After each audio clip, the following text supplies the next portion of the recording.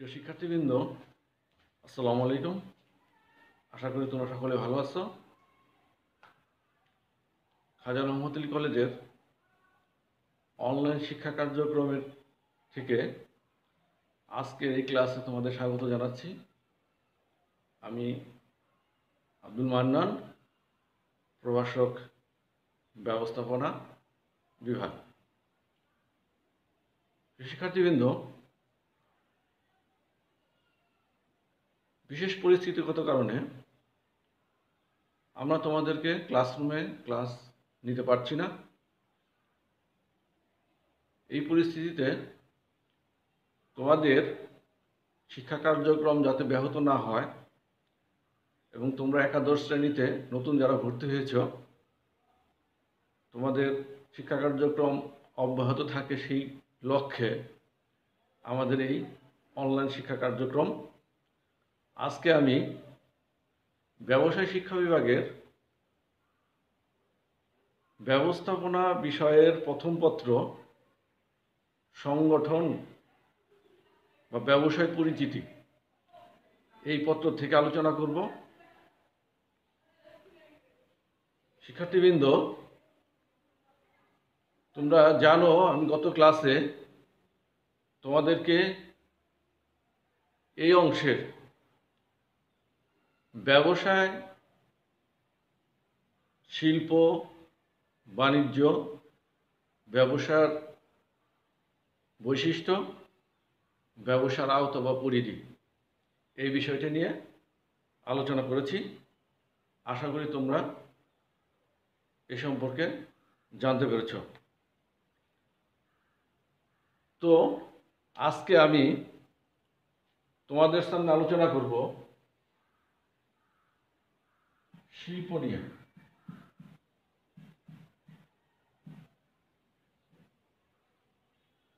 আমরা গত ক্লাস থেকে শিল্প সম্পর্কে জেনেছি যে শিল্প হচ্ছে ব্যবসার সে অংশটুকু যে অংশে একটি পণ্য বা দ্রব্য উৎপাদন করা হয় মানুষের ব্যবহার উপযোগী করে, সেই প্রক্রিয়াটাকে আমরা বলে থাকি শিল্প। এই শিল্প কত ধরনের আছে বা কত ধরনের শিল্প আমরা সাধারণত দেখতে পাই, আজকে আমি সেই বিষয়ে তোমাদের সামনে আলোচনা করব। তাহলে আমরা প্রথমে দেখে নেই শিল্প। প্রথমত দুই ধরনের শিল্প আমাদের সামনে আসছে, একটা হলো প্রাথমিক শিল্প,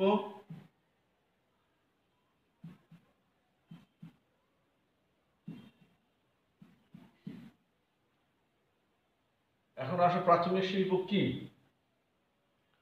প্রাথমিক শিল্প হচ্ছে সেই শিল্প যেই শিল্প একদম প্রথম অবস্থায় বা যেটা প্রাকৃতিকভাবে প্রাপ্ত কোনো দ্রব্যকে এনে মানুষের ব্যবহার উপযোগী করা হয়, সে প্রাকৃতিক প্রাপ্ত দ্রব্যটি হচ্ছে প্রাথমিক শিল্প।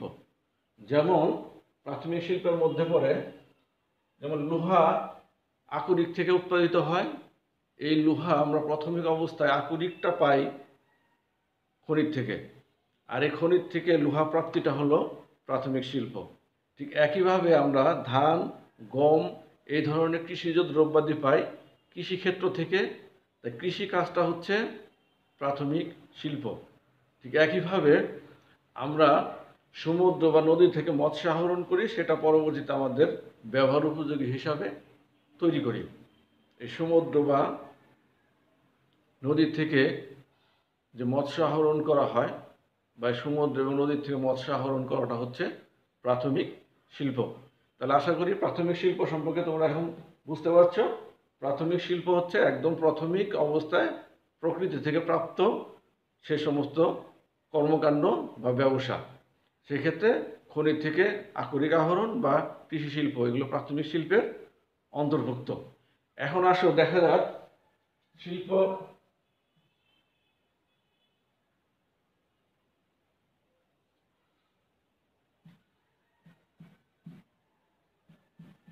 কৃষি শিল্প, নিষ্কাশন শিল্প,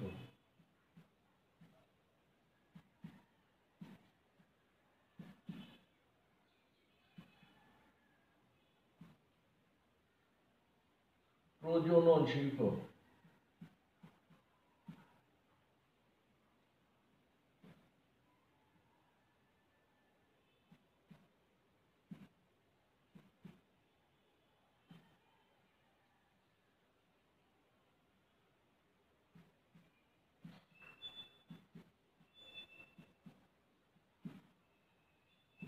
নির্মাণ শিল্প।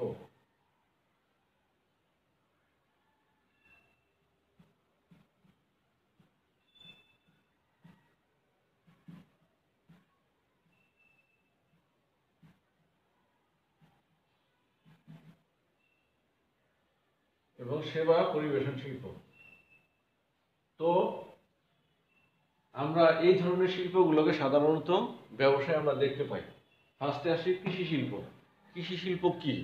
কৃষি শিল্প হচ্ছে কৃষি দ্রব্যাদি উৎপাদন করা হয় যে শিল্পের মাধ্যমে, সেটা হলো কৃষি শিল্প। যেমন ধান উৎপাদন, গম উৎপাদন, পাট উৎপাদন, এগুলোকে আমরা কৃষি শিল্পের আওতাভুক্ত বলতে পারি।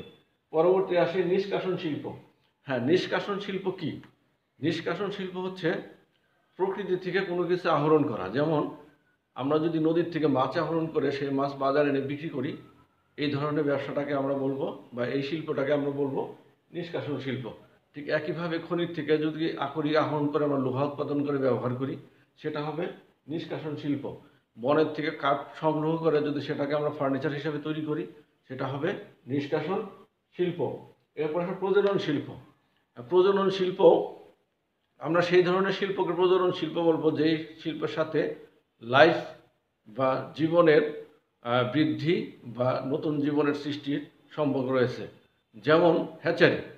হ্যাচারিতে আমরা মৎস্য উৎপাদন করি। হ্যাচারিতে আমরা বিভিন্ন ধরনের প্রাণী, মুরগির উৎপাদন করি। এগুলোকে আবার লালন পালন করে আমরা খামারে বড় করি। এই প্রক্রিয়াটার নাম হচ্ছে প্রজনন শিল্প। তাহলে আমরা হ্যাচারিকে প্রজনন শিল্প বলবো, মৎস্য চাষকে প্রজনন শিল্প বলবো, মুরগির খামার, এগুলো সবই প্রজনন শিল্পের অন্তর্ভুক্ত। এরপর আসছি নির্মাণ শিল্প। হ্যাঁ, নির্মাণ শিল্প কি? নির্মাণ শিল্প হচ্ছে সেই ধরনের শিল্প বা সেই ব্যবসাগুলো যেখানে অন্যান্য পণ্যগুলো একত্রিত করে একটা নতুন ধরনের বা নতুন আরেকটি নির্মাণ কাজ করা হয়, তখন সেটাকে বলা হবে নির্মাণ শিল্প। যেমন স্কুল ভবনের নির্মাণ। স্কুল ভবন নির্মাণ করতে গেলে সেখানে রড লাগে, সিমেন্ট লাগে, সেখানে কাঠ লাগে, সেখানে আর ইত্যাদি ইত্যাদি অনেক অনেক প্রয়োজনীয় ম্যাটেরিয়ালস লাগে। এই সবগুলো নিয়ে যখন তৈরি হয় তখন একটি বিল্ডিং তৈরি হয়, আর এই প্রক্রিয়াটার নাম হচ্ছে নির্মাণ শিল্প। ঠিক একইভাবে রাস্তাঘাট নির্মাণ, এটা নির্মাণ শিল্পের আওতাভুক্ত। ব্রিজ, কালভার্ট, এটাও নির্মাণ শিল্পের আওতাভুক্ত। এরপরে আসি সেবা পরিবেশন শিল্প। সেবা পরিবেশন শিল্প হচ্ছে সেই ধরনের শিল্প যেই শিল্পে সাধারণত আমাদের সেবা কাজে ব্যবহার করা হয়। যেমন বিদ্যুৎ সরবরাহ, এটা একটা সেবা শিল্পের অন্তর্ভুক্ত। গ্যাস সরবরাহ, সেটাও সেবা শিল্পের অন্তর্ভুক্ত। পানি সরবরাহ, এগুলো সবই সেবা শিল্পের অন্তর্ভুক্ত। তাহলে প্রিয় শিক্ষার্থীবৃন্দ, আমরা আজকে শিল্প সম্পর্কে জানলাম। শিল্পের মধ্যে আমরা দেখলাম কৃষি শিল্প, নিষ্কাশন শিল্প, প্রজনন শিল্প, নির্মাণ শিল্প এবং সেবা পরিবেশন শিল্প।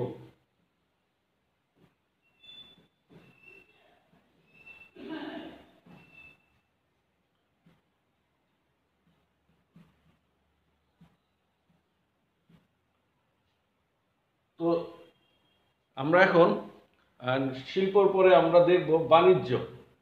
বাণিজ্য ব্যবসার একটি অংশ, সেটা হচ্ছে বাণিজ্য। এখন আসি সাধারণত কত ধরনের বাণিজ্য আমরা লক্ষ্য করে থাকি সে সম্পর্কে এখন আলোচনা করব। বাণিজ্য, প্রধানত বাণিজ্য দুই টাইপের হয়। একটা হলো বিনিময় সংক্রান্ত, আর একটি হচ্ছে বিনিময় সহায়ক। একটা হলো বিনিময় সংক্রান্ত, অন্যটি হচ্ছে বিনিময় সহায়ক। পণ্য বিনিময় সংক্রান্ত হচ্ছে অভ্যন্তরীণ বাণিজ্য অ্যান্ড বৈদেশিক বাণিজ্য। অভ্যন্তরীণ বাণিজ্য, বৈদেশিক বাণিজ্য, অভ্যন্তরীণ বাণিজ্য আবার দুই ধরনের হয়, একটা হলো খুচরা ব্যবসা, একটা হলো পাইকারি ব্যবসা। আবার বৈদেশিক বাণিজ্য হয় দুই ধরনের, আমদানি রপ্তানি, পুনঃ রপ্তানি।